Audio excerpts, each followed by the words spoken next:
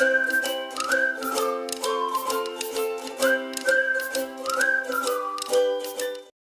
students and welcome to set 3 of CG Board Class 10 Social Science Model Question Papers. Directly हम लोग start करते हैं objective type question से. First question choose the correct alternatives का है. In a group 5 families per capita average income is 4,000 rupees. मतलब कि एक ग्रुप है 5 फैमिलीज़ का जिनका पर कैपिटा इनकम जो एवरेज हम लोग निकालेंगे तो वो 4,000 रुपीज़ है. If in next 2 years per capita income of these families become 5,000, then we can say तो अगले 2 साल में अगर इनका पर कैपिटा इनकम जो है वो 4,000 से इंक्रीज़ होके 5,000 हो जाता है तो हम लोग इसके बारे में क्या बोल सकते हैं कि ये जो ग्रुप है इसका लेवल डिक्रीज़ हो गया या फिर जो इनकम है हर पर्सन का वो डेफिनेटली इंक्रीज़ हुआ है या फिर जो लेवल है ग्रुप का वो बेटर हो गया है या फिर जो इनकम है हर एक लोग का वो डिक्रीज़ हुआ है. पहली चीज़ कि 4,000 से 5,000 हो गया है तो डिक्रीज़ तो नहीं हुआ है. दूसरी चीज़ ये यहाँ गलत हो जाता है. Then all income the income of all person is definitely increased. Definitely सारे ही लोगों का इनकम बढ़ा है, ये गलत है क्योंकि हम लोग एवरेज इनकम निकालें तो हो सकता है किसी का कम हुआ हो किसी का ज़्यादा हुआ हो. एवरेज में वो बढ़ा है तो आपका सेकेंड स्टेटमेंट भी फॉल्स है. थर्ड में दिया है कि level of group has become better. बिल्कुल ये हुआ है, पहले से बेटर हो गया है. और income of all people is decrease, ये भी गलत है. तो आंसर हो जाएगा आपका ऑप्शन सी. देन आते हैं क्वेश्चन नंबर 2 में. आपको मीनिंग बताना है जीडीपी का. तो जीडीपी ग्रॉस डोमेस्टिक प्रोडक्ट को बोलते हैं. यहाँ पे आप डायरेक्टली आंसर पे जा सकते हैं, ऑप्शन बी है. Then example of public facilities. Public facility के एग्जांपल में ओपनिंग हॉस्पिटल बाय गवर्नमेंट, उसके बाद में ओपनिंग स्कूल बाय गवर्नमेंट, उसके बाद opening anganwadi centre by government. सारी ही चीज़ें क्योंकि गवर्नमेंट के थ्रू हो रही हैं तो ऑब्वियस है कि ये तीनों ही चीज़ जो है वो पब्लिक फैसिलिटी है. तो आंसर हो जाएगा option D, all of these. Then question number 4. Which of the following characteristic is not the Indian constitution. मतलब कि इंडियन कॉन्स्टिट्यूशन का कौन सा कैरेक्टरिस्टिक नहीं है इनमें से. तो विच of the following is not a characteristic of Indian constitution, ऐसा क्वेश्चन होना चाहिए. तो यहाँ पे दिया है आपको ऑप्शन में पार्लियामेंट्री सिस्टम ऑफ गवर्नमेंट. तो बिल्कुल जो इंडिया का कॉन्स्टिट्यूशन है वो इस चीज़ को स्टेट करता है. देन फेडरल ये भी बोलता है. रिटन कॉन्स्टिट्यूशन और independent partial judiciary, independent and impartial judiciary, तो ये भी है. लेकिन रिटन कॉन्स्टिट्यूशन ये कैरेक्टरिस्टिक नहीं है तो इसको हम लोग अनरिटन, ये कैरेक्टरिस्टिक नहीं है तो ये आपका आंसर हो जाएगा ऑप्शन सी क्योंकि रिटन फॉर्म में है Indian constitution. Fifth question. In which season rabi crop is sown. अच्छा, इंडियन कॉन्स्टिट्यूशन तो रिटन फॉर्म में है. मुझे एक एग्जांपल आप कमेंट करना जो अनरिटन फॉर्म में कॉन्स्टिट्यूशन है किसी कंट्री का. देन फिफ्थ क्वेश्चन कि रेबी क्रॉप कौन से सीजन में सो किए जाते हैं, मतलब लगाए जाते हैं. रेबी क्रॉप जो है वो विंटर सीजन में लगते हैं और जब आपका समर सीजन स्टार्ट होने वाला होता है ना या फिर स्प्रिंग जो आ रहा होता है उस टाइम पे उनको हार्वेस्ट कर लिया जाता है. तो आंसर हो जाएगा option C, winter season. Then which crop helps in growing fertility of soil. Soil के फर्टिलिटी को बढ़ाने के लिए दाल काम आता है. जहाँ पे पल्सेस लगाते हैं, क्रॉप रोटेशन अगर आप कभी देखोगे तो कोई भी क्रॉप लगाने के बाद में वहाँ पे पल्सेस लगाए जाते हैं और फिर नेक्स्ट क्रॉप लगाते हैं क्योंकि जो पल्सेस होते हैं वो सॉइल के फर्टिलिटी को बढ़ाते हैं क्योंकि वो नाइट्रोजिनस प्रोडक्ट्स रिलीज़ करते हैं सॉइल में खुद से ही, नेचुरली ही उनका जो रूट होता है ना वो बनाता है. तो यहाँ पे हो जाएगा आपका आंसर ऑप्शन बी. उसके बाद में स्टील अथॉरिटी ऑफ इंडिया जिसको कि सेल बोलते हैं, ये कब स्टैब्लिश हुआ था ये आपको बताना है. तो जो स्टील अथॉरिटी ऑफ इंडिया है इसका स्टैब्लिशमेंट हुआ था ईयर 1973 में. तो आंसर हो जाएगा option D, year 1973. Then mineral resources are used mostly in. ज़्यादातर की मिनरल रिसोर्स का यूज़ कहाँ होता है, कंस्ट्रक्शन में, ट्रांसपोर्टेशन में या फिर इलेक्ट्रॉनिक इंस्ट्रूमेंट्स बनाने में. तो सारी ही चीज़ें बनाने में यूज़ होता है मिनरल रिसोर्स का, इसलिए आंसर हो जाएगा option D, all the above. Then इसके बाद क्वेश्चन नंबर 9 देखते हैं. Function of FCI. एफसीआई का फुल फॉर्म भी याद करोगे, फूड कॉरपोरेशन ऑफ इंडिया. इसके क्या फंक्शंस हैं, जो इंडियन फ्रूट है उसको सेल करें या फिर स्टोर और डिस्ट्रीब्यूट करना फूड ग्रेन्स को या फिर मिनिमम सपोर्ट प्राइस देना उसको फिक्स करना और फूड ग्रेन्स को ओपन मार्केट में सेल करना. इनमें से क्या जो है वो एफसीआई का फंक्शन है, फूड कॉरपोरेशन ऑफ इंडिया का. तो आंसर आप लिखोगे option B, storing and distributing food grains. Then the first magazine of India was, India का पहला मैगजीन था केसरी, तो आप आंसर लिखोगे ऑप्शन बी केसरी। अब जो सेकंड क्वेश्चन है आपका ऑब्जेक्टिव में ही है, ये वन वर्ड वाले या फिर वन सेंटेंस में आपको आंसर देना है। Who is called the father of Indian cinema, important है, इंडियन सिनेमा का फादर दादा साहेब फाल्के को बोलते हैं। उसके बाद में what is the pattern of human settlement around the pond और लेक, पॉन्ड और लेक के पास में ह्यूमन सेटलमेंट जो होता है उसका पैटर्न कैसा होता है, सर्कुलर पैटर्न में रहता है, क्योंकि पॉन्ड या लेक आपको नॉर्मली सर्कुलर फॉर्म में मिलेंगे, तो इसके साइड साइड में पूरे लोग सेटल होते हैं, तो ये सर्कुलर पैटर्न है। Third question, what is given to children in mid day meal, mid day meal में क्या दिया जाता है, हाई क्वालिटी और nutritious food. What do you mean by cold war, cold war क्या होता है, तो ये स्ट्रेसफुल पॉलिटिकल आइडियोलॉजिकल कॉन्फ्लिक्ट होता है। इसके बाद में टैक्स असेसमेंट क्या है, तो the way the government earns income from various sources, इसको टैक्स असेसमेंट बोलते हैं कि गवर्नमेंट जो है वो इनकम कैसे लेती है, उसको इनकम कैसे मिलता है, वो सारे सोर्सेज को हम लोग टैक्स असेसमेंट बोलते हैं, क्योंकि टैक्स के थ्रू ही गवर्नमेंट का इनकम होता है। देन इसके बाद आ जाते हैं अब short answer type question. First 2 marks का आपका ये क्वेश्चन है। फर्स्ट क्वेश्चन है what is meant by public facilities, public facilities क्या होते हैं, तो पब्लिक फैसिलिटीज़ वो सारे एसेंशियल सर्विसेज हैं या फिर रिसोर्सेज हैं जो किसी भी स्टेट के सिटीजन्स को प्रोवाइड कराए जाते हैं, या फिर ऐसा बोल सकते हैं कि किसी भी कंट्री के सिटीजन्स को गवर्नमेंट प्रोवाइड करती है, जो कि उनके बेसिक लिविंग के लिए ज़रूरी होता है, जैसे स्कूल्स और hospitals. Then what is a balanced budget, एक बैलेंस्ड बजट क्या होता है, तो एक ऐसा फाइनेंशियल प्लान, एक ऐसा बजट जिसमें फाइनेंशियल प्लान जो गवर्नमेंट बनाई है उसमें टोटल रेवेन्यू या फिर इनकम जो है वो टोटल एक्सपेंडिचर के इक्वल हो, जितना इनकम हुआ है और जितना एक्सपेंडिचर हुआ है वो दोनों सेम रहे, इसको हम लोग बोलते हैं बैलेंस्ड बजट। नेक्स्ट है व्हाट इज़ प्राइमरी डेफिसिट, ये भी इंपॉर्टेंट है। प्राइमरी डेफिसिट क्या होता है, गवर्नमेंट के बोरोइंग रिक्वायरमेंट्स, जो करंट एक्सपेंसेस जो भी है ना, कि अभी करेंटली उनका कितना खर्च हो रहा है, इंक्लूडिंग टैक्स जो भी वो पे कर रहे हैं या फिर पुराना जो भी डेब्ट या लोन है उनके ऊपर, तो इन सब में जो उसका खर्च हो रहा है उसके लिए गवर्नमेंट को कितने बोरोइंग्स का रिक्वायरमेंट है, इसको हम लोग बोलते हैं प्राइमरी डेफिसिट। तो प्राइमरी डेफिसिट जो है वो इक्वल होता है fiscal deficit minus interest payments. Next है what do you mean by buffer stock, ये भी इंपॉर्टेंट है। बफर स्टॉक क्या होता है, तो जो भी फूड ग्रेन्स होते हैं इनको स्टोर करना बफर स्टॉक कहलाता है, और ये करता कौन है, इसको गवर्नमेंट करती है स्टोर, ताकि किसी भी कंट्री में फ्यूचर में अगर ज़रूरत पड़े किसी भी चीज़ का, तो जैसे फूड ग्रेन्स का, तो उसको फिर वो सप्लाई कर सके, ये बफर स्टॉक होता है।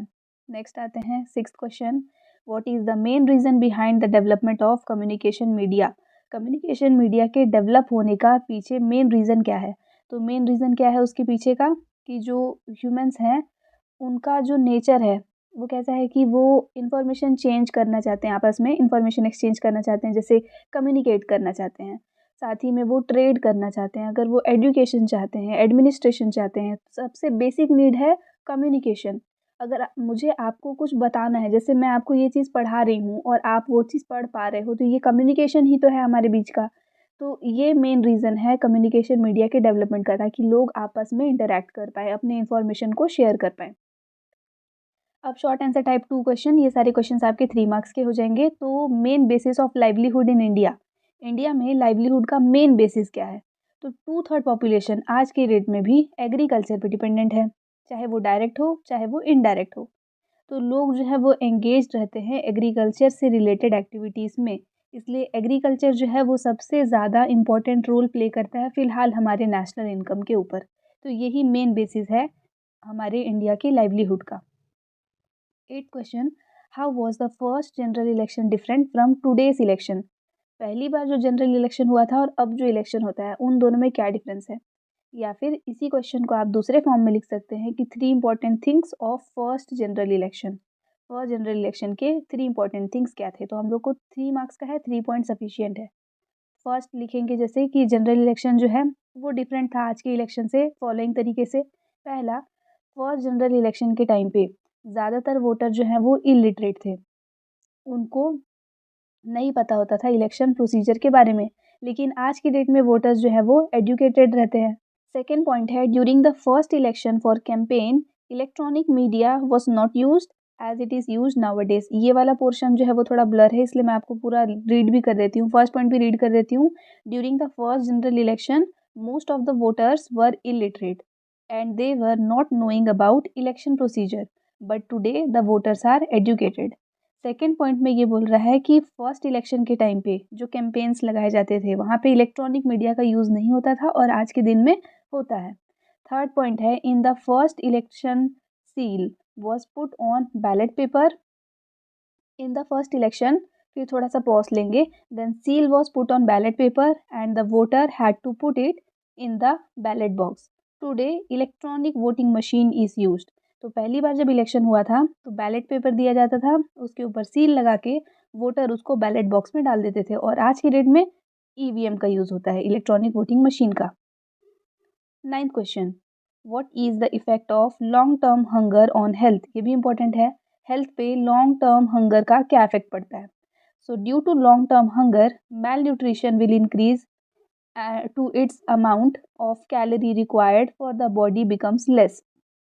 क्या होता है कि अगर लॉन्ग टाइम तक हंगर फेस करें तो मेल न्यूट्रिशन का चांस बढ़ जाता है। मेल न्यूट्रिशन मतलब आपकी बॉडी में न्यूट्रिशन का डेफिशिएंसी हो जाता है, और हमारे बॉडी को जितनी कैलोरी का रिक्वायरमेंट है उससे कम कैलोरी क्योंकि हम लोगों को मिलता रहता है हमेशा। सेकेंड पॉइंट है when people do not get sufficient amount of food they become weak, their working efficiency decreases. जब लोगों को सही अमाउंट में फूड नहीं मिलता है ना तो वो कमज़ोर हो जाते हैं और उनका काम करने का जो एफिशिएंसी है वो कम हो जाता है।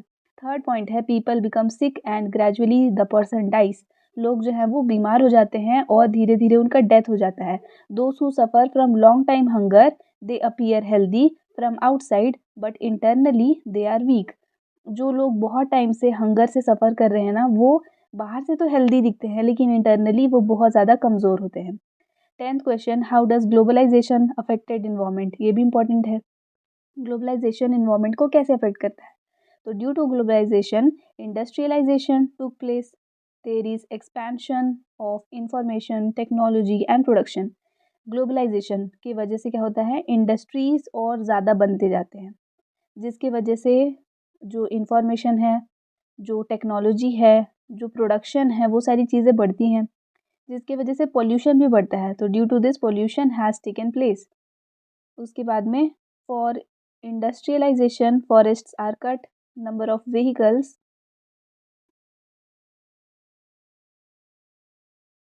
Have increased.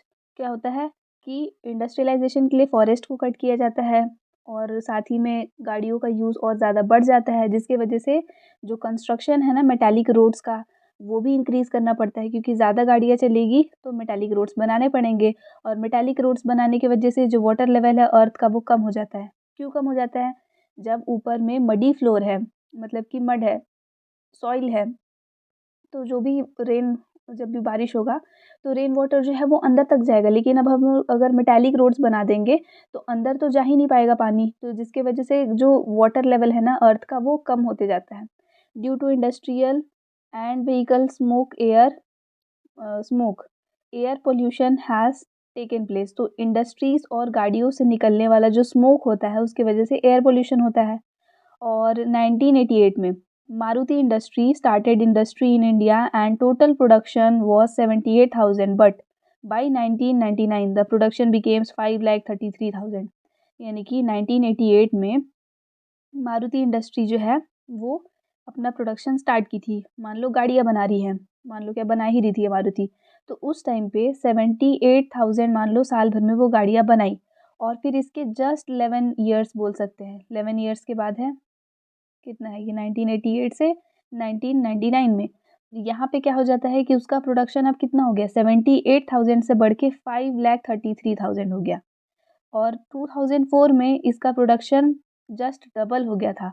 तो इस तरह से जो मल्टीनेशनल कंपनीज हैं वो पोल्यूशन बढ़ाते जाती हैं। Question number 11, if multinational companies want to set up unit in other countries what things they will keep in mind. अगर किसी मल्टीनेशनल कंपनी को, मल्टीनेशनल का मतलब होता है जो अलग अलग नेशंस में हो, तो ऐसे कंपनीज अगर किसी अदर कंट्री में अपना जो सेटअप है वो डालना चाहती है, अपना एक यूनिट वहाँ पे भी इस्टेब्लिश करना चाहती है, तब उस केस में उनको क्या सारी चीज़ों को अपने माइंड में रखना पड़ेगा। तो पहला, रॉ मटेरियल जो है वो चीपर रेट में अवेलेबल रहें, लेबर चार्ज वहाँ पे सस्ता रहे, जो पॉलिसीज़ है गवर्नमेंट के वो फ्लेक्सिबल हों और उनके फ़ेवर में हो। उसके बाद में जो स्मॉल लोकल कंपनीज़ हैं वो उसके साथ मर्ज होना चाहती है कि नहीं, ताकि उनका जो वहाँ के लोकल कंपनीज़ है उसके ऊपर कंट्रोल बना रहे। इसके बाद जो प्रोडक्शन है वो स्मॉल कंपनीज़ करें, लेकिन उसमें जो ब्रांडिंग होगा, जो नाम लगे वो इस मल्टीनेशनल कंपनी का लगे। ये क्वेश्चन भी आपका इम्पोर्टेंट है। उसके बाद में इंफॉर्मेशन और टेक्नोलॉजी एक्सपैंड हो। जो कंट्रीज़ हैं वो अगर टैक्सेस लेती हैं तो वो कम हो, मतलब मल्टीनेशनल कंपनीज़ को कम टैक्स देना पड़े और मार्केट जो है उस प्रोडक्ट का, किसी भी पर्टिकुलर प्रोडक्ट लगा रहे हैं, जैसे मान लो मारुति ही लगा रहा है, तो वहाँ पे उस मार्केट में उस प्रोडक्ट का डिमांड है कि नहीं। तो ये सारी चीज़ें हैं। आप एटलीस्ट यहाँ से 6 पॉइंट याद करोगे। 5 कर लेना चलो। Then long answer type 2, type first, ये आपके 4 मार्क्स वाले क्वेश्चंस हैं। यहाँ पे आपको जैसे some names are given in the table, how do they use soil, fill in the table. ये आपका बुक का डायरेक्ट क्वेश्चन है ये वाला भी। इसको बहुत ज़्यादा इंपॉर्टेंट तो मैं नहीं बोलूँगी, ऐसा लग नहीं रहा है, लेकिन हो भी सकता है। वैसे इनके यूज़ेस आप खुद भी लिख सकते हो। जैसे कुछ नेम दिया है और आपको बताना है कि ये सॉइल को कैसे यूज़ करते हैं। जैसे पॉटर, पॉटर कैसे यूज़ करता है? यूटेंसिल्स बनाने के लिए या फिर टॉयज़ बनाने के लिए। फार्मर्स कैसे यूज़ करते हैं? तो फार्मिंग करने के लिए या फिर गार्डनिंग करने के लिए। आर्टिशियंस या फिर स्कल्पचर वो क्यों यूज़ करते हैं? तो स्टैचूज़ बनाने के लिए। उसके बाद में इंडस्ट्रियलिस्ट ये क्यों यूज़ करते हैं? तो अपने इंडस्ट्रीज़ को सेटअप करने के लिए और वहाँ पे गार्डन्स बनाते हैं ज़्यादा से ज़्यादा। देन विलेज और वुमेन ऑफ विलेज, विलेज के जो वीमेंस हैं वो यूज़ कर क्यों करते हैं? अपने हाउस वर्क के लिए और साथ ही में जैसे घर को साफ़ करने के लिए, जैसे मिट्टी से वो रहता है ना, उसको लीपते हैं उस एरिया को, तो ये यूज़ रहता है सॉइल का। नेक्स्ट इसके बाद में आपको ये ग्राफ दिया है और में है क्वेश्चन, क्योंकि अब हम लोग लॉन्ग क्वेश्चंस पे आ गए हैं तो सब में ऑप्शन मिलेगा आपको। ये वाला हम लोग पहले भी देखे हैं। अच्छा, मैं आपको रिकमेंड करूँगी ना कि अगर आप अभी तक वीडियो देख रहे हो, मतलब आप वाक़ई में पढ़ना चाहते हो, आप पीवाईक्यू सीरीज़ लगाओ। मैं पीवाईक्यू सीरीज़ बनाई थी लास्ट ईयर, उसको ज़रूर पढ़ो। उससे बहुत ज़्यादा प्रैक्टिस हो जाएगा कि आपको एग्ज़ैक्टली पता चल जाएगा कि हाँ, किस तरह का पैटर्न आ रहा है क्वेश्चन पेपर का ना, तो कौन से क्वेश्चंस आपके इम्पोर्टेंट हैं। मैं उसमें अच्छे से आंसर्स भी दी थी। और अगर आपको वो नहीं देखना है, ऐसा लग रहा है कि उसमें ज़्यादा टाइम लग जाएगा, तो आप खुद ही से ही प्रीवियस ईयर के क्वेश्चंस देखिए कि कौन-कौन से क्वेश्चंस जो हैं वो पहले पूछे गए हैं, उसके अकॉर्डिंग आप प्रिपरेशन करेंगे, तो ये बहुत अच्छा रहेगा। वैसे भी मैं आपको चैप्टर वाइज़ कराई थी, तो आप चाहे तो किसी पर्टिकुलर चैप्टर का देख सकते हो। उसमें ये क्वेश्चन था तो इसको देखकर याद आया। तो जैसे यहाँ पे 2 ग्राफ दिए हैं, एक लैंड यूज़ दिया है 2010 और 11 में छत्तीसगढ़ जैसे यूज़ किया है, और वही 10-11 में इंडिया में कैसे यूज़ हुआ है वो दिया है। जैसे कि यहाँ देखो, फॉरेस्ट लैंड छत्तीसगढ़ में 46% है, यहाँ पे फॉरेस्ट लैंड इंडिया में 23% है। तो एक कंपैरिज़न हम लोग इस तरह से यहाँ पे देख सकते हैं। अब इसके अकॉर्डिंग हम लोग यहाँ नीचे थोड़ा आंसर करेंगे। तो पहले क्वेश्चंस देखते हैं, उसी के अकॉर्डिंग यहाँ के एनालाइज़ करेंगे। तो पहला क्वेश्चन है the comparison to whole of India, which land of Chhattisgarh is more in percentage area and which is less. तो आपको बताना है छत्तीसगढ़ में कौन-सा जो है वो ज़्यादा है और कौन-सा लैंड जो है वो कम है। अब सबसे ज़्यादा अगर हम लोग देखें छत्तीसगढ़ में, तो 46% आपका फॉरेस्ट लैंड है।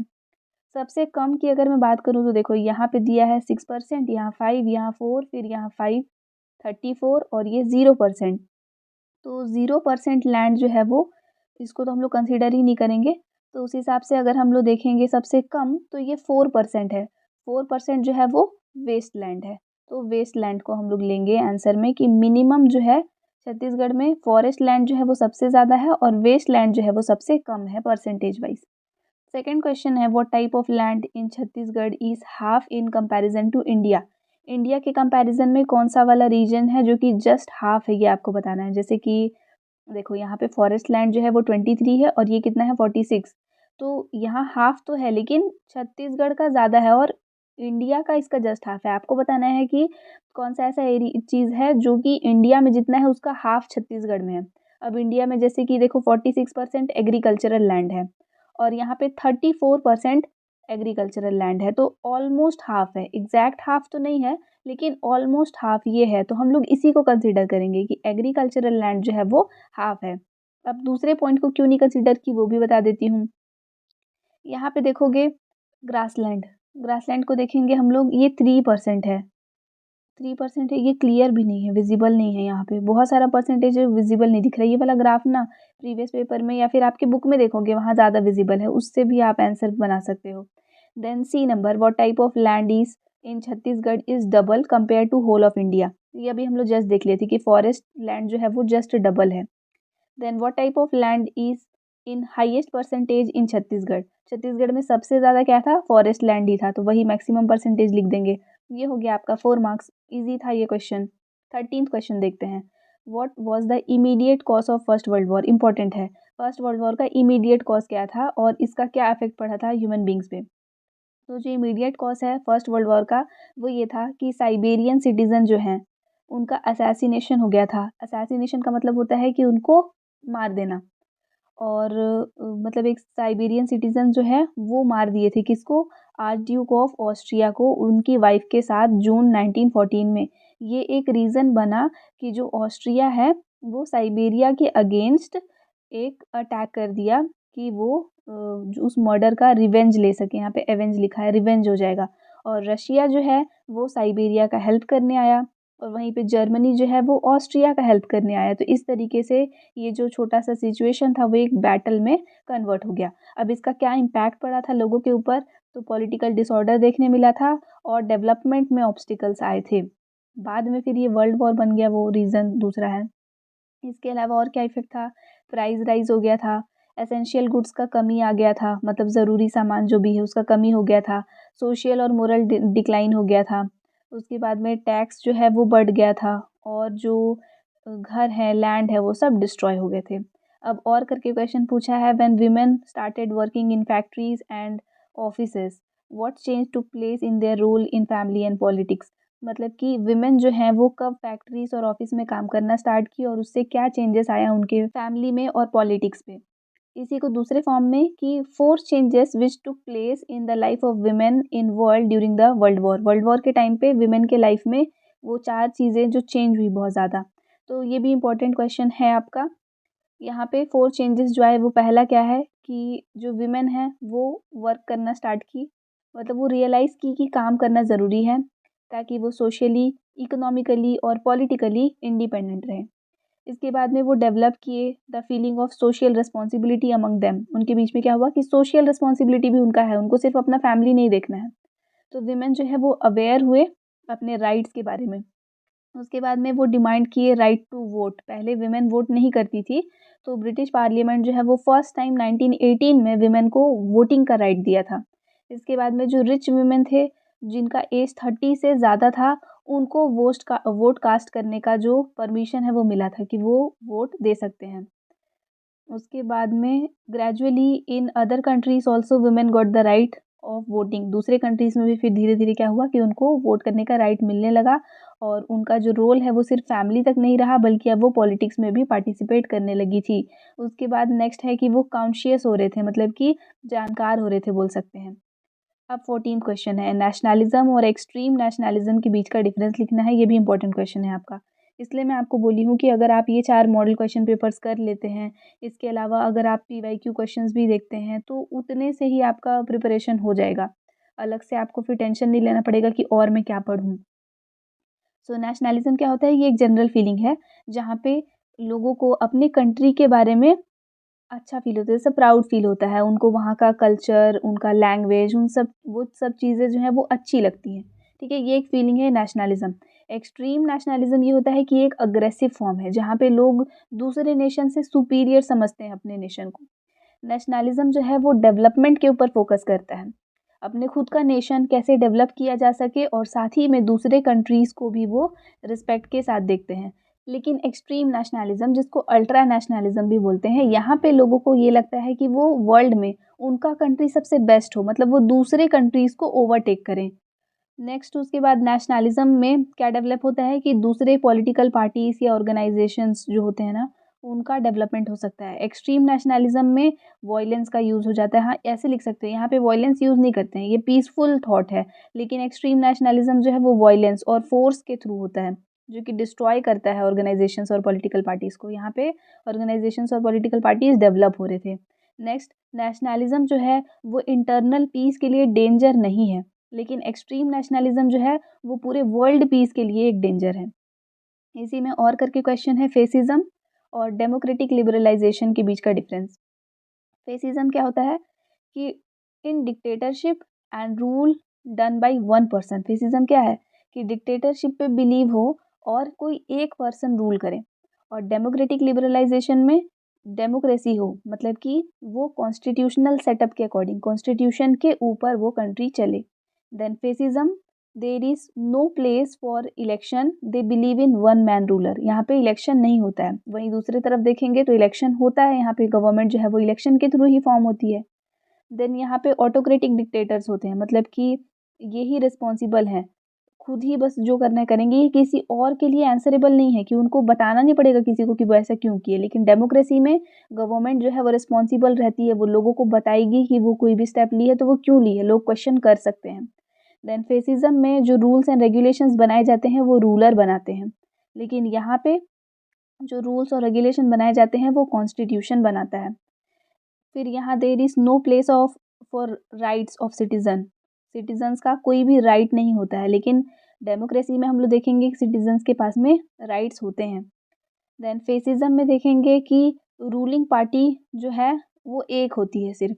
डेमोक्रेसी में मल्टीपल पार्टीज होते हैं और वो आपस में फाइट करते रहते हैं, कभी किसी का गवर्नमेंट कभी किसी और का। फेसिज्म में डेमोक्रेसी को जस्ट अपोजिट है ये बोल सकते हैं, और डेमोक्रेटिक लिबरलाइजेशन जो है वो डेमोक्रेसी का सपोर्टर है। देन आते हैं 15th क्वेश्चन में, throw light on major political incidents in India after 1967। 1967 के बाद इंडिया में कौन कौन से पॉलिटिकल इंसिडेंट्स हुए उसको आपको बताना है। तो major political incidents in India after 1967 are as follows. पहला, nationalization of bank and abolition of privy purses. क्या होता है कि जो बैंक है वो नेशनलाइज होने लगे। जैसे प्राइम मिनिस्टर थी इंदिरा गांधी, वो कुछ डिसीजंस ली पुअर लोगों के फेवर में, जैसे कि एग्रीकल्चरल रेवोल्यूशन आया, जो ग्रांट्स मिलते थे उनको एबॉलिश कर दिया गया, मतलब रोक दिया गया। जो किंग्स होते थे ना, उनको, जो फार्मर्स हैं वो ग्रांट्स देते थे, जैसे उनका जो भी कुछ प्रोडक्ट आया है, जो भी साल भर में उनका खेती हुआ है, उसका कुछ हिस्सा वो फ्री में किंग को देते थे, इसको ग्रांट बोलते हैं। तो इस चीज़ को ख़त्म किया गया था। और जो बैंक्स है वो पहले प्राइवेट होते थे, तो उनको फिर नेशनलाइज किया गया, मतलब कि वो जो बैंक है वो फार्मर्स को लोन फैसिलिटियाँ प्रोवाइड कर सकते हैं। सेकेंड है द कांग्रेस पार्टी स्प्लिट्स। जो कांग्रेस पार्टी है वो स्प्लिट हो गया था, मतलब इस टाइम पे जो कांग्रेस पार्टी है वो कंटिन्यू था, वो अपने पीक पॉइंट पे था बोल सकते हैं। तो यहाँ पे क्या होता है कि एक साइड में यंगर लीडर्स थे जिनको कि यंग टर्क्स बोलते थे, और वो जो हैं वो कम्युनिस्ट पार्टी की तरफ लीन होने लगे, मतलब कि उस तरफ उनका झुकाव बढ़ गया। और उनका जो पॉलिटिकल थिंकिंग है वो कांग्रेस पार्टी से थोड़ा ज़्यादा रेडिकल था, मतलब कि प्रॉपर वो स्टेप्स लेते थे, ऐसा था। वहीं दूसरी तरफ में जो पुराने ओल्डर मेंबर्स थे, जो एजेड थे, मतलब वो क्या करते हैं, वो ट्रेडिशनल कांग्रेस लीडर्स को ही फॉलो करते हैं। इसको सिंडिकेट बोल रहे हैं। जैसे यहाँ पे हम लोग क्या बोले, यंग टर्क्स, वैसे यहाँ पे सिंडिकेट वर्ड यूज़ हो रहा है। तो इनका क्या था, ये अपने पार्टी के लिए सेम वही कंजर्वेटिव पाथ में जो पुराने रास्ते से चल रहे थे वैसे ही चलना है। लेकिन जो यंग लीडर्स आते हैं तो उनका अपना नया थॉट होता है, अग्रेसिव होते हैं थोड़े, तो वो उस तरीके का थॉट था। तो इस तरीके से जो कांग्रेस पार्टी है उसमें स्प्लिट देखने के लिए मिला। जो ये स्प्लिट था वो उसके दो फ्रैक्शन बने, एक में लीडरशिप थी इंदिरा गांधी का और दूसरे तरफ में के कमराज। देन उसके बाद में बांग्लादेश वॉर, ये थर्ड बोल सकते हैं पॉलिटिकल इंसिडेंट। तो जो सिविल वॉर हो रहा था ईस्ट और वेस्ट पाकिस्तान के बीच में, जिसको अभी हम लोग वेस्ट बंगाल बोलते हैं, तो वहाँ पे दोनों के बीच में कॉन्फ्लिक्ट चल रहा था और इंडिया इस वॉर से एस्केप करना चाहता था, मतलब कि इन दोनों के बीच में जो टेंशन चल रहा है उसमें इंडिया का कोई रोल ना रहे। लेकिन ये पॉसिबल नहीं था क्योंकि ईस्ट और वेस्ट पाकिस्तान के बीच में इंडिया आता था, और इंडिया के बहुत सारे रेफ्यूजीज़ थे, मतलब कि यहाँ से निकाले हुए लोग जो उन दोनों जगह पे रहते थे, जिसके वजह से इंडिया और पाकिस्तान के बीच में वॉर स्टार्ट हुआ था, जो कि 1971 में हुआ। और इंडिया जो है वो ईस्ट पाकिस्तान को फिर इंडिपेंडेंट कंट्री के फॉर्म में वो इस्टेब्लिश कर दिया। देन इमरजेंसी, तो इंटरनल रिवॉल्ट्स क्योंकि बहुत ज़्यादा हो रहे थे, कंट्री में टेंशन बहुत ज़्यादा था, तो 1975 से 77 तक इमरजेंसी डिक्लेयर किया गया था। 1977 में जो इलेक्शन हुआ, वहाँ पे जो भी लोग थे इंडिया के वो इमरजेंसी के अगेंस्ट खड़े हुए, और उसके बाद में उन्होंने जनता दल एक अलग से बनाया, जो कि फिर मेजॉरिटी के साथ में कांग्रेस पार्टी को रिजेक्ट करे उसकी पॉलिसीज़ को। अब और में आपका क्वेश्चन दिया है कि why were the states reorganized on the basis of language, give reason. ये भी इंपॉर्टेंट क्वेश्चन है आपका। लैंग्वेज के बेसिस पे स्टेट्स को रीऑर्गेनाइज क्यों किया गया था? कोई और तरीका हो सकता था उनको रीऑर्गेनाइज करने का, लैंग्वेज के बेसिस पे ही क्यों किया? सो फॉलोइंग रीजंस थे स्टेट को लैंग्वेज के बेसिस पे रीऑर्गेनाइज करने के। Since 1917 the Congress had expressed its commitment on the issue that after independence states would reorganise on the basis of language. मतलब 1917 से ही सबसे फर्स्ट चीज़ ये था कि कांग्रेस ही था जो ये कमिटमेंट दे रहा था बार बार ऐसा कि जो भी इश्यूज हैं इंडिया के वो सारे सही हो जाएंगे अगर स्टेट्स को हम लोग लैंग्वेज के बेसिस पे रीऑर्गेनाइज कर दें। उसके बाद इंडिपेंडेंस के बाद में एक मास मूवमेंट स्टार्ट हुआ जहाँ पे सेपरेट स्टेट्स का डिमांड आने लगा। डिफरेंट एरियाज में डिफरेंट डिफरेंट स्टेट्स बना उसका डिमांड आने लगा, स्पेशली महाराष्ट्र और आंध्र प्रदेश में। अभी ये एरिया डिवाइडेड है तो हम लोग नाम ले पा रहे हैं, वरना उस रीजन की बात हो रही कि उन जगह पे 1952 में Sriramulu started a fast up to death for separate Andhra Pradesh and died after 58 years। तो ये क्या किए थे कि 58 डेज के बाद इनका डेथ हो गया था, लेकिन ये क्या किए थे कि एक सेपरेट आंध्र प्रदेश बनाया जाए, इसके लिए वो बहुत ज़्यादा एफर्ट्स दिखाए। और इसके बाद में क्या होता है कि बहुत सारे जगह पे वायलेंस हुआ, लोगों का डेथ हुआ और फाइनली जो आंध्र प्रदेश है वो यहाँ पे डिवाइड हो जाता है और एक सेपरेट स्टेट बन जाता है अक्टूबर 1953 में। इसके वजह से जो ऐसे डिमांड्स हैं वो और ज़्यादा बढ़ने लगे दूसरे एरियाज़ में भी। देन इसके बाद में गवर्नमेंट जो है वो फोर्स कर रहे थे स्टेट्स को रीऑर्गेनाइज करने के लिए कमीशन बनाया जाए, और ये जो कमीशन है वो रिकमेंड हुआ 1955 में, जो कि इवेंचुअली गवर्नमेंट जो है वो फॉर्म किए स्टेट्स को लिंग्विस्टिक बेसिस पे ही। यहाँ पे देखो एकदम क्लियर नॉलेज नहीं दिया है कि क्लियर आपका आंसर कि एक्चुअली में क्यों बनाया गया। इसका आंसर मैं आपको कराई भी थी तो मैं एक्सप्लेन कर देती हूँ कि जब लोग आपस में कम्युनिकेट करते हैं, मेन रीज़न लोगों का साथ में रहने का क्या है कि वो कम्युनिकेट कर पाते हैं एक दूसरे से, तभी तो साथ हैं।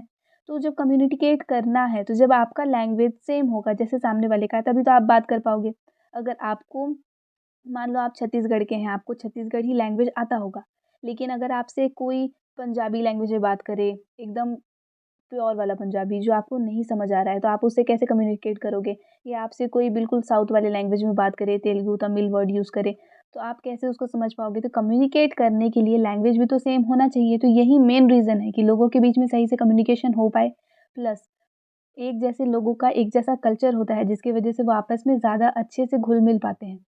तो ये सारा रीज़न था कि लैंग्वेज के ही बेसिस पे जो स्टेट्स हैं, उनको रीऑर्गनाइज़ किया गया था। Then 16th question. There is a huge difference between the number of registered voters and the number of people who actually cast their votes. Why? This means कि जितने लोगों का वोटर लिस्ट में नाम रजिस्टर्ड होगा और जितने लोग सच में वोट देते हैं, इन दोनों के बीच में ना काफ़ी ज़्यादा, मतलब इन दोनों नंबर्स में काफ़ी ज़्यादा डिफरेंस है। तो इसका क्या रीज़न है? तो कुछ कॉमन रीजंस हैं इसके। पहला लैक ऑफ अपॉर्चुनिटी, मतलब कुछ वोटर्स ऐसे हैं जो वर्किंग होते हैं, उनके पास में टाइम ही नहीं होता है कि वो पोलिंग बूथ तक जा पाएँ, जिसकी वजह से वो अपना वोट नहीं दे पाते हैं। तो नाम तो है लेकिन जा नहीं पाए। दूसरा है इग्नोरेंस या फिर इनेबिलिटी। तो जैसे कुछ वोटर्स होते हैं, उनको पता ही नहीं है, अनअवेयर हैं इन चीज़ों से, तो वो वोट देने जाते ही नहीं हैं। उसके बाद में डिसअपॉइंटमेंट एंड क्रिटिसिज्म। कुछ लोग ऐसे होते हैं ना जो पॉलिटिकल पार्टी से बहुत ज़्यादा इन्फ्लुएंस होते हैं, तो वो डिसअपॉइंट या फिर डिससैटिस्फाइड हो जाते हैं किसी पर्टिकुलर कैंडिडेट से कि मुझे ये नहीं पसंद, तो वो अपना वोट देने ही नहीं जाते हैं। Then remote location. कुछ वोटर्स ऐसे हैं जो रूरल एरियाज़ में रहते हैं, मतलब बहुत ही पिछड़े एरियाज़ में मान लो, जहाँ से वो पोलिंग बूथ तक पहुँच पाना ही उनके लिए बहुत ज़्यादा डिफ़िकल्ट होता है, तो इसलिए भी वोट नहीं देते हैं। इसके बाद है फिज़िकल और मेंटल प्रॉब्लम। अगर कोई ओल्ड है या फिर अब डिसेबल हो गया है, तो फिर ऐसे लोग जो है वो पोलिंग बूथ तक पहुँच नहीं पाएँगे, और गवर्नमेंट उनके लिए कुछ ऐसा ख़ास अरेंजमेंट करता भी नहीं है कि उनको कन्वीनियंस मिले। तो इसीलिए यहाँ पे वोटिंग वो नहीं कर पाते हैं। Then no name in the voting list. कुछ ऐसे हैं जिनका वोटिंग लिस्ट में नाम नहीं होता, ये आप पॉइंट नहीं लिख सकते। हम लोग लिखे हैं रजिस्टर्ड वोटर्स, तो इस पॉइंट को नहीं ऐड करोगे। Then not presence of voters temporarily. मान लो कि फ़िलहाल जब इलेक्शन है उस टाइम पे वो वोटर उस एरिया में प्रेजेंट नहीं है, तो उस केस में वो वोट नहीं दे पाएगा। Then not compulsory. गवर्नमेंट जो है वो लोगों को एनकरेज ही नहीं करती है कि वो वोट करें, तो लोग उसको बहुत ज़्यादा ज़रूरी नहीं समझते हैं, तो उतना इंपॉर्टेंस नहीं देंगे, तो फिर वो वोट नहीं देते हैं। इसके बाद हो जाएगा ऑप्शन वाला क्वेश्चन कि why some voters do not go for voting. इसका क्या रीज़न है? ये हम लोग पहले भी वीडियोस में कवर कर चुके हैं, तो मैं इसको फिलहाल आपको यहाँ पे फिर से नहीं बताऊंगी। देन आते हैं लॉन्ग क्वेश्चंस में। लॉन्ग क्वेश्चन में है powers and functions of supreme court, आपको लिखने हैं। तो लिख सकते हो। फर्स्ट है ओरिजिनल जुरिस्डिक्शन, इसका मतलब ये होता है कि सुप्रीम कोर्ट जो है वो सारे ही केसेस को डायरेक्टली उसमें सुप्रीम कोर्ट में लाए जा सकते हैं, मतलब वो फाइनल जज होता है। उसके पास में है कि वो सारे ही डिस्प्यूट केसेस वो किसी भी तरह का हो उस सब पे वो फैसला ले सकती है। जैसे कि government of India and one more state, किसी स्टेट और सेंट्रल गवर्नमेंट के बीच में अगर कोई फैसला होना है ना, तो वो भी सुप्रीम कोर्ट कर सकती है। Government of India and any state or states on one side and one or more states on the other side, यहाँ पे भी फैसला कर सकती है। दो या उससे ज़्यादा स्टेट्स जो हैं वो क्वेश्चन कर रहे हो कि उनके एग्जिस्टेंस पे लेके या लीगल राइट्स पे, उस पे भी वो कर सकती है। मतलब सोचो, लोगों के कॉन्फ्लिक्ट्स तो ठीक है, पूरे स्टेट का कॉन्फ्लिक्ट भी जो है वो सुप्रीम कोर्ट हैंडल कर सकती है। अगर कोई भी पर्सन या इंस्टीट्यूशन गवर्नमेंट का वायलेट कर दे किसी भी फंडामेंटल राइट को, किसी भी पर्सन के फंडामेंटल राइट को, तो वो डायरेक्टली सुप्रीम कोर्ट में अप्लाई कर सकता है। आपके फंडामेंटल राइट्स का प्रोटेक्ट करने का जिम्मेदारी सुप्रीम कोर्ट खुद लेती है। तो ये इसका ओरिजिनल जुरिस्डिक्शन हो गया। इसके बाद है अपीलिएट जुरिस्डिक्शन। यहाँ पे क्या होता है कि जो हायर कोर्ट है ना, वहाँ पे अपील कर सकते हैं लोअर कोर्ट्स। जनरली अपील जो है वो 3 बार किया जा सकता है। तो उसमें क्या क्या केसेस हैं? पहला होता है कॉन्स्टिट्यूशनल केस। अगर कोई भी केस ऐसा है जो कॉन्स्टिट्यूशन से रिलेटेड है, तो वहाँ पे आप अपील कर सकते हो सुप्रीम कोर्ट में। आपको किसी लोअर कोर्ट का जजमेंट पसंद नहीं आया, जैसे हाई कोर्ट में आप अपील किए थे, उसका जजमेंट आपको पसंद नहीं आया, हाई कोर्ट का डिसीजन आपको सही नहीं लगा, तो आप अपील करो सुप्रीम कोर्ट में। देन सिविल केसेस हैं, जैसे कि हाई कोर्ट जो है वो सिविल केसेस कुछ कुछ ऐसे रहते हैं जो हाई कोर्ट डिसाइड किया है, उसके बाद फिर वो सुप्रीम कोर्ट में जाता है, ताकि अगर किसी पर्सन को सेटिस्फैक्ट्री डिसीजन नहीं मिला था तो वो वहाँ ले लिए। सेम वैसे ही क्रिमिनल केस में भी होता है। देन उसके बाद आता है थर्ड पॉइंट, एडवाइजरी जुरिस्डिक्शन। जो प्रेसिडेंट है वो ओपिनियंस ले सकते हैं सुप्रीम कोर्ट से कुछ कुछ मैटर्स में। जैसे अगर कोई क्वेश्चन उनके माइंड में आ जाए किसी लॉ से रिलेटेड, तो वो सुप्रीम कोर्ट से यहाँ पे बोल सकते हो कि ओपिनियन ले सकते हैं। इसको हम लोग बोलते हैं एडवाइजरी जुरिस्डिक्शन। तो ये 3 टाइप का जुरिस्डिक्शन सुप्रीम कोर्ट के पास होता है। ऑप्शन में है, for social change what type of amendment were done in our constitution, explain. Constitution में ऐसे कौन से चेंजेस किए गए थे जिससे कि हमारे आसपास में सोशल चेंजेस आए। अमेंडमेंट का मतलब होता है चेंज करना। तो अमेंडमेंट्स जो है वो एसेंशियल है किसी भी सोसाइटी के लिए। अमेंडमेंट्स किए जाते हैं ताकि लोगों का जो नीड है ना वो पूरा हो सके। मान लो कॉन्स्टिट्यूशन का कोई एक पार्ट है जिसके वजह से कोई वाकई में प्रॉब्लम क्रिएट हो रहा हो, तो उसको चेंज किया जा सकता है।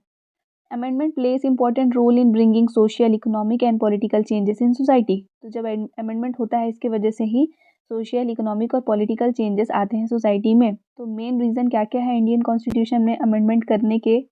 पहला, सोशल इक्वालिटी। जैसे कि फर्स्ट अमेंडमेंट हुआ था 1951 में, ये सोशल इक्वालिटी के लिए हुआ था। मैं रीड कर दूं क्योंकि ये वाला पोर्शन भी बहुत ब्लरी सा आपको दिख रहा होगा। The first amendment was done in the constitution in 1951। It validated zamindari's abolition law, restricted the power of court to invalidate law based on fundamental rights of violations। तो क्या होता है, 1951 में पहला अमेंडमेंट हुआ था। यहाँ पे जो ज़मींदारी सिस्टम था उसको एबॉलिश किया गया था, मतलब उस पर रोक लगाया गया था। और जो कोर्ट का पावर था किसी भी लॉ को इनवैलिड कर देने का, उस चीज़ को रोक दिया गया था। मतलब कोर्ट किसी भी लॉ को इनवैलिड नहीं बता सकती है। The amendment validated laws passed by various state government to abolish the ज़मींदारी system. ज़मींदारी system को ख़त्म करने के लिए बहुत सा अमेंडमेंट जो है वो लॉ पास करी। स्टेट गवर्नमेंट जो है वो लॉ ऐसे पास करते हैं। तो amendment was a special consideration for weaker section. Weaker section के लिए बोल सकते हो कि ज़्यादा यहाँ पे फोकस था कि वीकर सेक्शन को ज़्यादा इसका फ़ायदा मिले। जैसे ज़मींदारी सिस्टम में वीकर सेक्शन को बहुत प्रॉब्लम फेस करना पड़ रहा था। तो ये जो अमेंडमेंट है वो क्लैरिफाई किया that laws aimed at providing special benefits और protection to historically disadvantage group like scheduled caste या scheduled tribes were in with the principle of equality. मतलब कि जो शेड्यूल्ड कास्ट या शेड्यूल्ड ट्राइब्स थे, ST SC, जो हम लोग अभी फ़िलहाल में, तो उनको बहुत ज़्यादा आप बोल सकते हो कि साथ में इक्वल राइट्स मिले हैं। इनफैक्ट थोड़े ज़्यादा ही राइट्स मिले हैं हमसे। राइट नहीं, मतलब थोड़ा ज़्यादा उनको बोल सकते हो कि रिलैक्सेशन मिलता है। तो पहले ऐसा नहीं था, पहले उनको बहुत ज़्यादा ही दबा के रखा जाता था, एकदम डिप्रेस करके। तो अमेंडमेंट इस चीज़ के लिए किया गया था, इक्वालिटी को स्टैब्लिश करने के लिए। The amendment also addressed concerns about freedom of speech and expression, clarifying that reasonable restrictions should be placed on these freedoms in the interest of public security। तो लोगों को राइट टू स्पीच, ठीक है, बोलने का फ्रीडम है, अपने चीज़ बातों को एक्सप्रेस करने का फ्रीडम है। तो इस चीज़ को अमेंडमेंट के थ्रू लाया गया था और साथ ही में कुछ रेस्ट्रिक्शंस आप लगा सकते हो उनके बोलने के ऊपर, मतलब ऐसा नहीं कि आपको राइट है कि आप बोल सकते हैं तो कुछ भी बोलते जाएँगे। पब्लिक सिक्योरिटी को देखते हुए उस बोलना है, ये था। देन अमेंडमेंट ऑफ 1976 ये हुआ था सोशल जस्टिस के लिए। पहले क्या दिया है आपको, सोशल इक्वालिटी था फर्स्ट, उसके बाद है social justice. This was the most important amendment because significant changes were made in the Indian constitution through 42nd amendment act. जो 42nd अमेंडमेंट एक्ट था, वहाँ पे ये बहुत ही इम्पोर्टेंट था सोशल जस्टिस के लिए, क्योंकि ये बहुत ही इम्पोर्टेंट चेंजेस लेकर के आया कॉन्स्टिट्यूशन में। This amendment is after refer to as mini constitution. इसको बाद में ना मिनी कॉन्स्टिट्यूशन के नाम से बोला जाता है। मतलब कि ऐसा समझो कि कॉन्स्टिट्यूशन में बहुत बड़ा चेंज आया था, इसलिए वो खुद में ही एक छोटा सा कॉन्स्टिट्यूशन ही बना लिए थे नया, इसलिए बोले mini constitution. Due to extensive changes it introduced primarily during the emergency period. Emergency के टाइम पे बहुत ज़्यादा चेंजेस लाए गए थे, ये जैसे कि सोशलिस्ट, सेक्युलर, इंटीग्रिटी, ये सारे वर्ड्स जो हैं उनको ऐड किया गया था प्रीएम्बल में। These words were added to the preamble emphasizing the nation's commitment to these principles। मतलब अब इन प्रिंसिपल्स पे भी नेशन अपना कमिटमेंट दे रहा है कि इन चीज़ों को मेंटेन किया जाएगा। जैसे सेक्युलर का मतलब होता है एक ऐसा कंट्री हम बना रहे हैं जिसका अपना खुद का एक रिलीजन है, यहाँ पे लोग रिलीजन के बेसिस पे फाइट नहीं करेंगे। इसके बाद इंटीग्रिटी, मतलब कि सबके बीच में यूनिटी रहे, इस चीज़ का था। देन ऐसे ऐसे चेंजेस को लाया गया ताकि नेशन का जो प्रिंसिपल है एक तरह से एक नया फॉर्म किए थे ना, इसलिए इसको मिनी कॉन्स्टिट्यूशन बोल रहे हैं। Then the amendment increase the number of fundamental duties for Indian citizens. Indian citizen के लिए जो फंडामेंटल ड्यूटीज़ हैं उनको बढ़ा दिया गया था। 5 subjects were move from state list to concurrent list. Constitution में स्टेट लिस्ट, यूनियन लिस्ट और कंकरेंट लिस्ट, ये 3 लिस्ट बनाए हुए हैं, तो उसमें 5 सब्जेक्ट्स जो हैं वो स्टेट लिस्ट से हटा के कंकरेंट लिस्ट में डाल दिए गए थे। ये थोड़ा सा हाई लेवल का है, आप बाद में जब कॉन्स्टिट्यूशन को डिटेल में पढ़ोगे ना तो ये पॉइंट आपको बहुत ईजी लगेगा। Then it curtailed the powers of supreme court and high court. The term Lok Sabha and state legislative assemblies were extended from 5 years to 6 years। Lok Sabha और स्टेट लेजिस्लेटिव असेंबली का जैसे हम लोग देखते हैं ना, लोकसभा और विधानसभा का कि जो टेन्योर है वो कितना होता है, 6 ईयर्स का होता है। अभी हम लोग देखते हैं तो पहले वो 5 ईयर्स का होता था, उसको बाद में चेंज करके 6 ईयर किया गया था। देन आते हैं अब हम लोग जुडिशरी सिस्टम में। Constitutional amendments tried to distribute the excess land of landlords among the landless farmers by abolishing zamindari system. तो ये हम लोग स्टार्टिंग में भी देखे थे सोशल इक्वालिटी में कि जमींदारी सिस्टम को एबॉलिश कर रहे थे, तो उससे चेंजेस क्या लाए वो दिया यहाँ पे जुडिशरी सिस्टम में। तो ऐसे अमेंडमेंट्स किए गए थे कि वो सारे लैंडलॉर्ड जिनके पास में हद से ज़्यादा लैंड है उनको वहाँ से ले करके और ऐसे फार्मर्स को डोनेट कर दिया जाए जिनके पास में लैंड है ही नहीं। But in many parts, rebellion started. In 1976, the right to property was removed from the list of fundamental rights and through 42nd Constitutional Amendment। मतलब कि ये जो 42nd Constitutional Amendment हुआ था इसमें इसकी वजह से एक और चेंजेस आया कि लोगों के पास में जो प्रॉपर्टी का राइट था उसको अबॉलिश किया गया। मतलब क्या होता है ना कि मान लो कि आपके पास में ये पर्टिकुलर फील्ड है, ये आपका है ये ज़मीन, फिर ये किसी और का होगा जस्ट बाद वाला, फिर ऐसे किसी और का होगा। गवर्नमेंट को अगर यहाँ से रोड निकाल के लेके जाना है तो ऐसा नहीं हो सकता है कि आप एकदम दोगे ही नहीं अपना ज़मीन कि मैं नहीं देने वाला, रोड जो है वो इधर की जगह इधर से चला जाए। लोग अगर मना कर देंगे कि मैं नहीं दूंगा, उसके में से ले जाओ, वो भी मना कर दिया तो फिर नेक्स्ट में से ले जाओ, तो रोड जाएगा किधर से। फिर ज़बरदस्ती का जो रास्ता सिंपली ऐसा बन सकता था वो कहीं ऐसे से घुमा के इधर लाना पड़ेगा। तो इसके लिए गवर्नमेंट ऐसा रूल बनाई कि आप जब गवर्नमेंट को किसी पर्टिकुलर एरिया का ज़रूरत पड़ेगा तो आप उसको लेके नहीं बैठ सकते, आपको वो देना पड़ेगा। Then political reforms by 73rd constitutional amendment 3 tier panchayat system was established and the 74th amendment local self government were made strong and powerful। 73rd amendment अब भी आपका इंपॉर्टेंट है क्योंकि इसके through panchayati raj system establish किया गया था और 74th के थ्रू लोकल सेल्फ गवर्नमेंट स्टैब्लिश किया गया था। Then right to education 85th amendment जब हुआ तो हमारे कॉन्स्टिट्यूशन में एक और इम्पॉर्टेंट डिसीजन ऐड किया गया 1993 में। ये इम्पॉर्टेंट डिसीजन क्या था कि जो सुप्रीम कोर्ट है, there will be free and compulsory education to all children up to the age of 14 years as a fundamental right. 14 years of age तक सुप्रीम कोर्ट ऐसा डिक्लेयर की कि इस एज तक लोगों को फ्री एजुकेशन प्रोवाइड कराया जाएगा। और ये कंपलसरी है।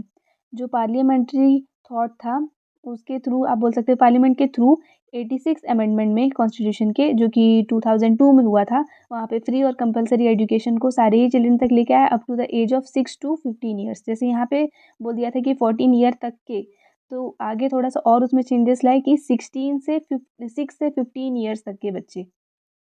उसके बाद है इकोनॉमिक रिफॉर्म्स। जैसे हम लोग आरटी देखते हैं, राइट टू एजुकेशन, वो यही है, आरटी के थ्रू एडमिशन होता है ना बच्चों का, वो यही वाला है। देन इकोनॉमिक रिफॉर्म्स, तो इकोनॉमिक डेवलपमेंट के लिए कुछ अमेंडमेंट किया गया, इसको हम लोग इकोनॉमिक रिफॉर्म्स बोलते हैं या फिर इकोनॉमिक चेंजेस बोल सकते हैं। रिफॉर्म्स मतलब चेंजेस। तो ये क्या हेल्प किया, नेशनल मार्केट बनाने में ये हेल्प किया। The parliament has the power to amend constitution but in some cases there is a need for more than half of the states to amend certain provisions। मतलब कि parliament के पास power तो है कि वो अमेंडमेंट ला सकते हैं कॉन्स्टिट्यूशन में, लेकिन कुछ केसेस में ऐसा होता है कि मोर देन हाफ स्टेट्स का यहाँ पे बोल सकते हो कि परमिशन होना चाहिए या फिर उनका भी हाँ होना चाहिए, तब जाकर के कुछ प्रोविजंस जो है वो बनाए जा सकते हैं। Amending constitution is a difficult task but it is necessary to ensure that the constituent assembly continues to meet the changes changing the need. तो यहाँ पे क्या होता है कि कॉन्स्टिट्यूशन को अमेंड करना जो है वो एक डिफ़िकल्ट काम तो है, लेकिन साथ ही में कॉन्स्टिट्यूएंट असेंबली का ये काम है कि वो हमेशा लोगों के नीड के अकॉर्डिंग उसमें चेंजेस लाते रहे। 18th question, Why did the Russia why did Russia break away from the First World War after 1917 revolution? 1917 में जो रेवोल्यूशन हुआ उसके बाद रशिया जो है वो फर्स्ट वर्ल्ड वॉर में बोल सकते हो कि उससे बाहर हो गया। तो रीज़न लिखना है, Russian revolutionaries had been opposing the war from the very beginning. मतलब रशिया के जो रेवोल्यूशनरीज थे वो स्टार्टिंग से ही वॉर को अपोज कर रहे थे, इसलिए रशिया जो है वो लास्ट में वॉर से बाहर निकल ही जाता है। Then under Lenin's dictatorship leadership the Russian revolutionaries had decided to turn the war into a revolutionary war. तो लेनी के लीडरशिप में जो रशियन रेवोल्यूशनरीज हैं वो ट्राई कर रहे थे कि इस वॉर को रेवोल्यूशनरी वॉर में कन्वर्ट कर दें। इसके बाद रशियन एम्पायर जो है वो बहुत सारे हैवी डिफीट्स फेस कर रहा था, तो इसके वजह से उनका जो रेप्यूटेशन है वो कंटिन्यूसली डैमेज होते जा रहा था।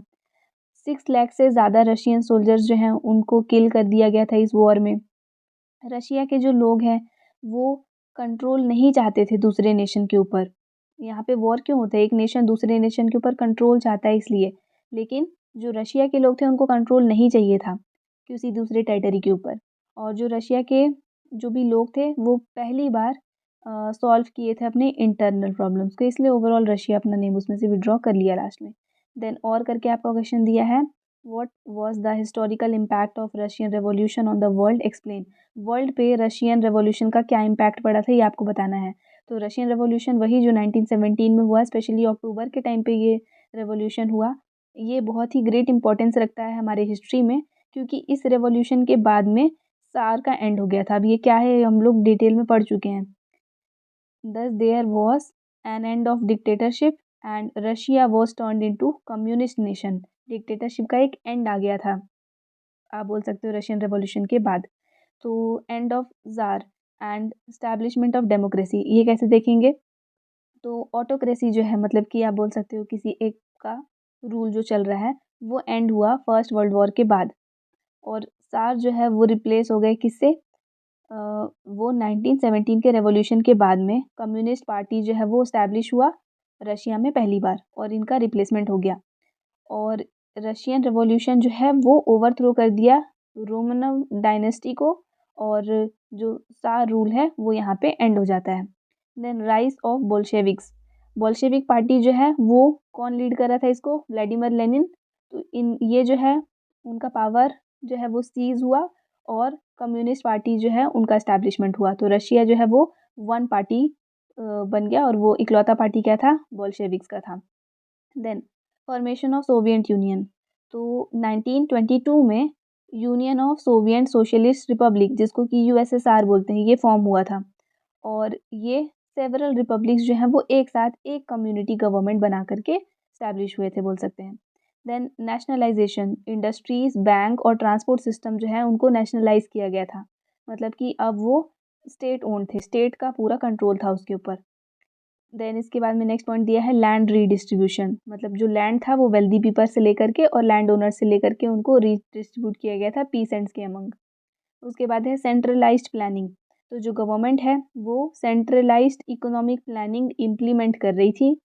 दैट मीन्स कि जो स्टेट है वो प्रोडक्शन और डिस्ट्रीब्यूशन पे कंट्रोल लेकर आ रही थी, और जो कॉन्सेप्ट था प्राइवेट प्रॉपर्टी का वो यहाँ पे ख़त्म हो रहा था और स्टेट जो है वो कंट्रोल करते जा रही थी प्रोडक्शंस को। देन न्यू इकोनॉमिक पॉलिसी 1921 में लेनिन जो है वो इंट्रोड्यूस किए थे न्यू इकोनॉमिक पॉलिसी, जो अलाउ करता है कुछ एलिमेंट्स को कि वो कैपिटलिज्म को बूस्ट करें, मतलब प्रोडक्टिविटी बढ़ाएं और इंडिविजुअल बिजनेस को बढ़ाया जाए। देन सोशल इक्वालिटी, तो जो रेवोल्यूशन है उसका मेन एम क्या था कि वो न्यू सोसाइटी बनाए और पुराने सोशल क्लासेस और इनइक्वालिटीज़ जो हैं उन सब चीज़ों को यहाँ पे ख़त्म किया जाए।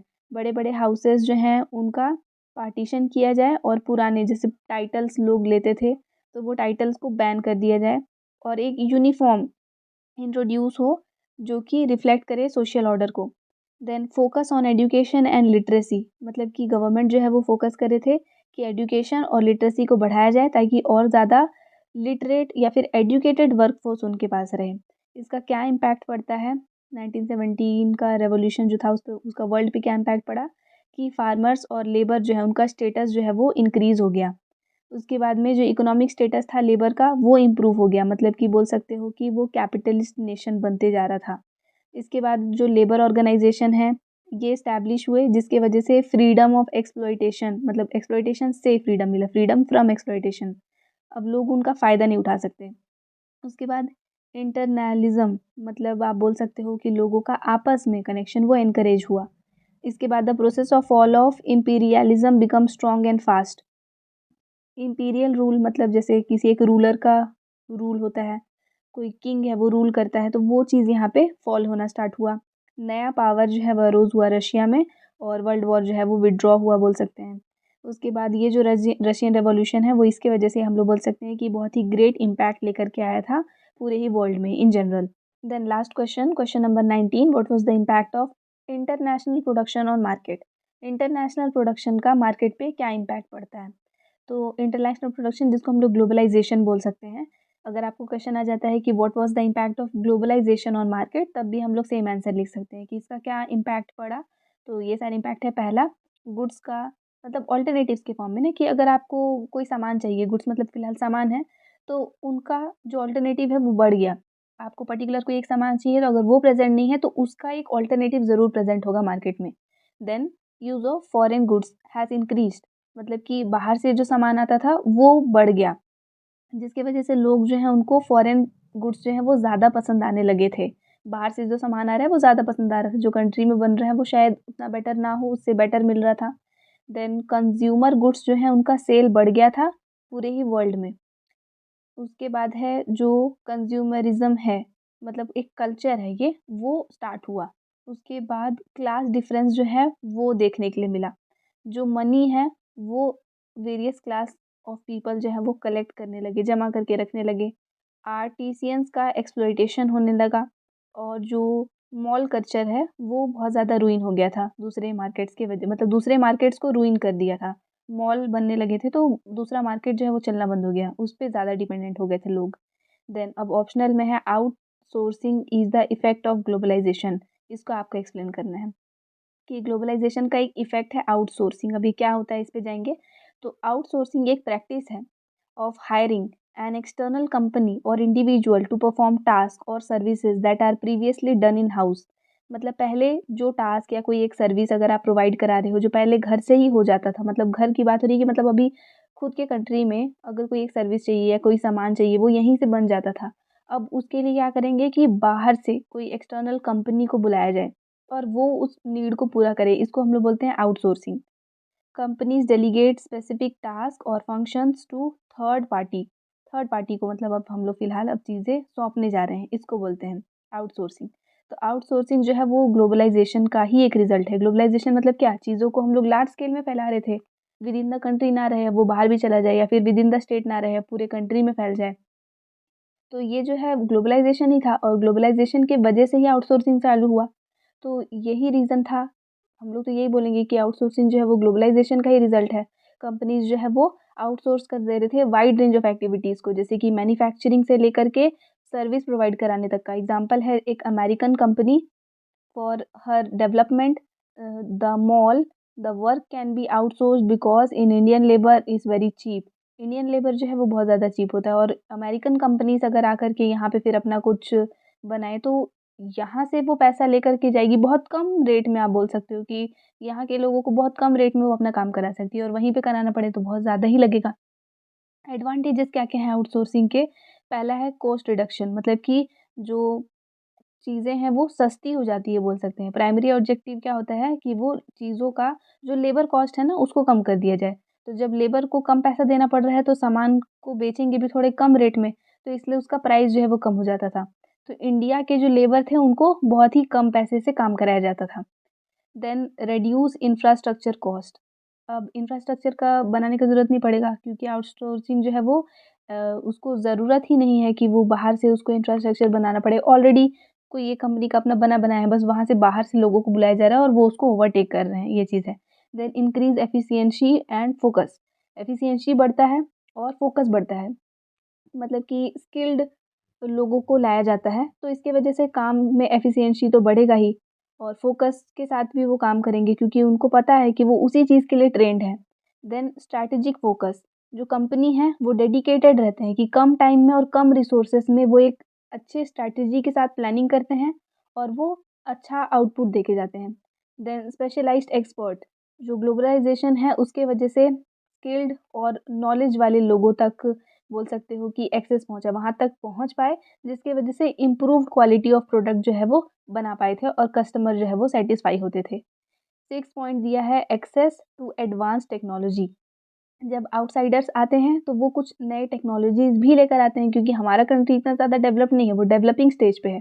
तो डेवलप्ड कंट्रीज से अगर कोई आ रहे हैं, या फिर मान लो कि कोई एक गांव एरिया है तो वहाँ पे अगर मेट्रोपॉलिटन सिटीज़ से अगर कोई आ जाए तो बहुत ज़्यादा वहाँ पे एडवांस टेक्नोलॉजी आपको देखने मिलेगा। तो ये सारा था दिया है। उसके बाद 24/7 ऑपरेशंस, मतलब आउटसोर्सिंग की वजह से टाइम ज़ोन जो है वो अलग-अलग होता है, तो पूरे 24 घंटे लोग काम कर सकते हैं, जिसकी वजह से प्रोजेक्ट जो है वो और जल्दी कंप्लीट हो जाएगा। एडवांटेजेस बता दिए, अब कुछ डिसएडवांटेजेस भी दिए हैं। तो लॉस ऑफ कंट्रोल, बाहर वाले लोग आकर के आपकी कंट्री पे अगर कंट्रोल कर लें, तो उस केस में जैसे बाहर कोई दूसरी कंपनी आके आपके कंपनी पे कंट्रोल कर रही है, तो ऑब्वियस है कि आपका कंट्रोल जो है वो उस पे से जा रहा है। कम्युनिकेशन चैलेंज, बाहर के लोगों का जब टाइम ज़ोन अलग है तो लैंग्वेज अलग होगा, कल्चर अलग होगा, तो कम्युनिकेशन बैरियर एक बन जाता है वो कंपनीज़ और आउटसोर्सर के बीच में। देन डिले इन प्रोजेक्ट, अगर कम्युनिकेशन गैप है तो उस केस में प्रोजेक्ट को कंप्लीट कैसे करेंगे टाइम से? एड्रेस करना ही एक दूसरे को बहुत ज़्यादा मुश्किल हो जाएगा, इसलिए प्रोजेक्ट जो है वो डिले से कंप्लीट होगा। देन सिक्योरिटी रिस्क, अब बाहर से जो लोग आ रहे हैं वो अगर सेंसिटिव डेटा लीक कर दें, थर्ड पार्टी जो है वो तो लीक कर सकता है, तो उस केस में जो डेटा है, इन्फॉर्मेशन है, उसका जो रिस्क है वो बढ़ जाता है, उसकी सिक्योरिटी का रिस्क बढ़ जाता है। तो कंक्लूजन ये है कि आउटसोर्सिंग जो है, ये तो ज़रूर लिखना कि outsourcing is a effect of globalisation, लेकिन आउटसोर्सिंग का डिसीजन जो है वो केयरफुली लेना चाहिए किसी भी कंपनी को, ताकि उसके वजह से उसको बोलोगे कि एडवांटेजेस मिले, ना कि उसको डिसएडवांटेजेस का सामना करना पड़े। तो यहाँ पे कंप्लीट हो गया आपका सेट 3। नेक्स्ट वीडियो में हम लोग सेट 4 को कवर करेंगे। फिलहाल आपको स्क्रीन पे इंग्लिश, मैथ्स, एसएसटी और साइंस चारों का प्लेलिस्ट डिस्प्ले हो रहा है। इसको स्क्रॉल करके बॉटम में जाके आप प्रीवियस ईयर क्वेश्चंस और मॉडल क्वेश्चन पेपर्स देख सकते हैं। Thanks for watching.